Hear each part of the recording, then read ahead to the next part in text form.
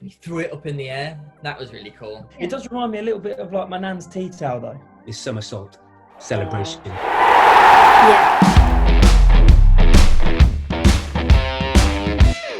So my name is Mark. I'm normally known as Paz on Match of the Day magazine. I'm editor, which is, I guess, the boss of the magazine. So I make sure everything goes to plan and everybody's working hard along with the features team. We come up with loads of ideas to try and be topical, react to what's going on in the world of football and what is going to be happening in the world of football when the magazine hits the shelves. I wanted to be a footballer when I was younger.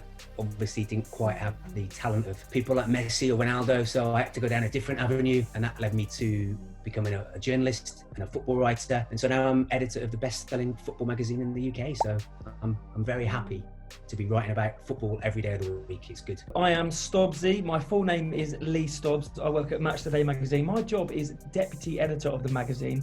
And to be honest, I do lots of things at the magazine. My job can range from writing features, interviewing footballers like one-on-one or on Zoom calls. I can report on live matches, and we also film lots of fun challenges for our YouTube channel. What is happening? I'm Jake. I write for BBC Match of the Day magazine. I'm a writer. I do lots of words for the magazine, lots of words for online. All the competitions that we have, I sort those out, keeping very, very busy. Also, making sure I get as much Wolverhampton Wanderers as I can in the magazine. I'm a massive Wolves fan. I love the boys, and I think everyone else should too. If you could build a five-a-side team with any player in the world, who would you choose and why? Wow, that's a big question. There's some absolute ballers in the world at the minute. You know, I've always thought that there'd be an amazing tournament, like a five-a-side World Cup with, you know, five-a-side teams from each country playing against each other, and even a Premier League as well, like a Premier League five-a-side division would be incredible. In a five-a-side team, you need a really specific type of player. You need players who can keep the ball really well and are really clinical when they're finishing, because it's such a small game. So in goal, I would go for Edison at Man City, who's a really good shot stopper. Good choice. Exactly. And then I've gone for Thiago from Liverpool. He's played at Bayern and Barca, and I think he just keeps possession so well. I would choose N'Golo Kante from Chelsea, because he's like two players. He just runs around so much and he's great at tackling and breaking the opposition play up. And I've gone for Neymar and Messi as well, just because Neymar's going to bring the skills, and Messi, I mean, the best player ever. Maybe put me on the bench if Messi gets tired of running around. Yeah. What do you think of the That's a good team. Imagine that, Ronaldo and Messi in the same team. Oh no, that's just overpowering. I was gonna ask maybe if you've got one with women's teams. Yes, women's five-a-side. I like this. In goal, I'm gonna go Ellie Roebuck, Man City. So I interviewed her once and she was great and she's playing well for City. No five-a-side team is gonna be fit without Lucy Bronze. I'm in with that. She's the best player, and even though she doesn't get the play with the World Awards, I think she's unbelievable. In the middle, I'm going to go Eugenie Le Sommer. I watched her a lot at the World Cup and she was brilliant, so I'm going to get her in the side. Up front, you've got to have Motd. She's breaking records left, right and centre. Can't stop her scoring. And then one more for the goal scoring records that she did in America and Australia. I'm going to go Sam Kerr. Because I think she's going to do it for Chelsea. Anyone on the bench? Because you said you'd put you on the bench for one. So anyone else on the bench? On the bench, let's have Jordan Nobbs. She can come in, fill in any hole that they need, boss the team. I think you've missed out quite a few players there. Oh, tell me. Megan Rapinoe, America. Ellen White. Great Nikita finisher. Paris is great.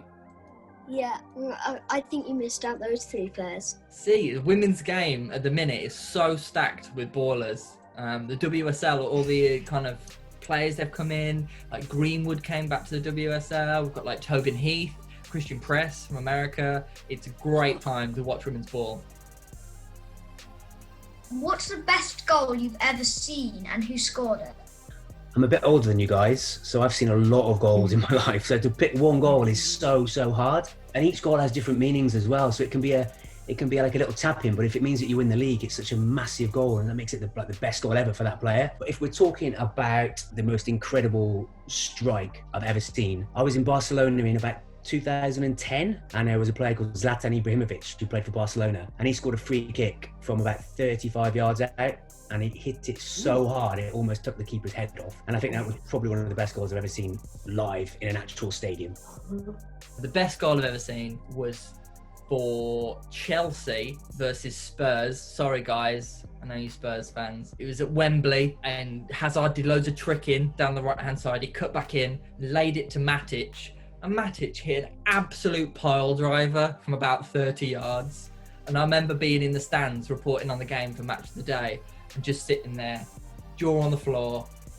Unbelievable goal. So that's the best one. One of my favourite goals, I didn't see this live, but I've seen it on TV and I've watched it over and over on YouTube, okay? And it was Lionel Messi's goal against Atletico Bilbao. He basically takes on the whole team from the halfway line and then just arrows it into the bottom corner. Now, when I say he takes on the whole team, he basically takes on 6 or 7 players all the way down the line, cuts in and then finishes.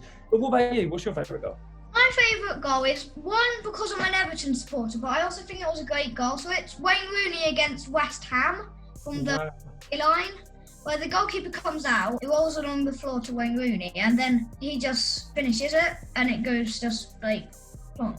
I remember that. He hit that on the first time, didn't he? He didn't even take a touch. Yeah. Who would you say has the best kit? Name your top 3.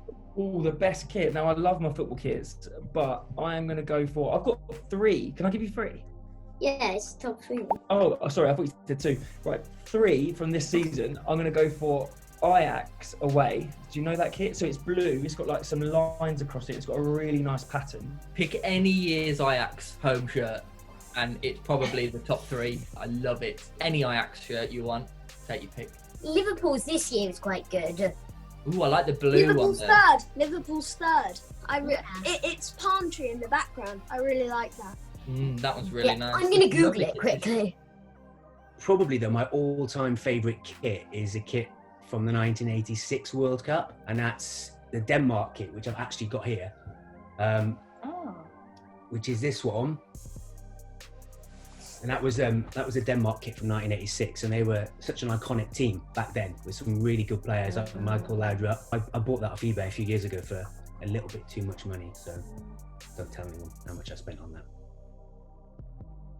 Who do you think has the best celebration, and what's your goal celebration? I'm guessing you've never seen me play football if you're asking me what my goal celebration is.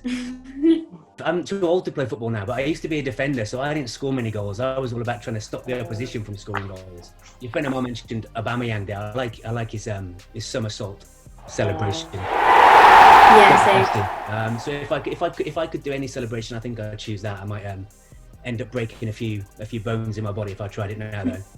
He does like back flips, front flips for like all celebrations. Yeah, he's incredible.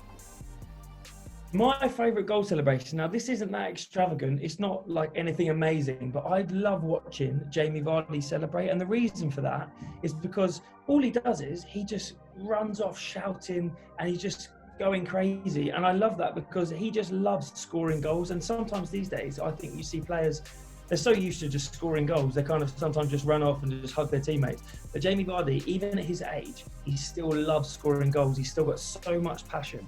But if it's not him, I think probably someone like Aubameyang busting out a couple of flips. I mean, I wish I could do them, but I'm not sure I could. What about you? Have you got a favourite celebration? I'm a bit like you with Aubameyang, like Antonio as well. He does the flips. He does like, sometimes he does one, then he lands, does another and another. Yeah. It's a great show. What about you, Benji? Have you got one? I'm not sure if he still does it, but Lukaku's old one, where he does a cartwheel and then a flip. I know what you mean. We all need to learn them and bring them into our games, because at the moment, my celebration when I score, I just jump in the air in front of the camera. I just look for a camera because I want them to take a nice picture of me that I've scored a goal, and that's all I do. But if I could do a flip like Aubameyang, that would be good. I really liked Griezmann last year. He scored, I think it was against Betis, and he went to the corner and he got some confetti from one of the staff and he threw it up in the air. That was really cool. I really like that one. But I really like Bergwijn's. You guys will know that, being Spurs fans. Got the old Bergwijn. Can you guys do it? I can't. You twist I can't. those middle 2 fingers together like that. I can do the Deli Ali. Yeah, this one is one of my favourites. Like that. My dad learned how to do it and it took ages trying to teach her to do it. I can teach you how to do it on here. Go for it. What am I doing? Just go do the OK sign, then turn it over, and then put it to your eyes. Is that it? Have I got it? Yeah. Nice that's it. one. That's my new celebration from now on. Every time I score, 5-a-side or 8-a-side, I'm going to run around like this going... Who do you think is the best and upcoming talent? Ooh. Well, Erling Haaland, Jadon Sancho, Kylian Mbappe, João Felix. there's so many great players. I think the next best player after Messi and Ronaldo retire will be Mbappe. Mbappe, he's probably like already made the grade, but he's still only early 20s, so he's probably going to be the one who takes over from Messi and Ronaldo as the best player in the world. And maybe Sancho's teammate at Dortmund as well, Erling Haaland, who is just a natural goal scorer. 28 goals in his first 26 games for Dortmund. He eats goals for breakfast, okay? I think he scored 94 goals in 124 matches so far in his career. And at 20 years old, that's amazing, especially because he plays for Dortmund, who are a really good European team. However, he doesn't play for Real Madrid, Barcelona. You know, he's having to work really hard, and I think he's such a talented player. And I think for years to come, he'll be at the top of his game, at the top of the game. So I'm going to say Erling Haaland. Did you know that Haaland's almost tying with Lewandowski for the whole Golden Boot? Wow. And he's so young. So you think Lewandowski's taken like 10 years to get to this level where he is. Haaland's just straight in there scoring for fun. So Haaland could be, you know, one of the best goal scorers we've ever seen.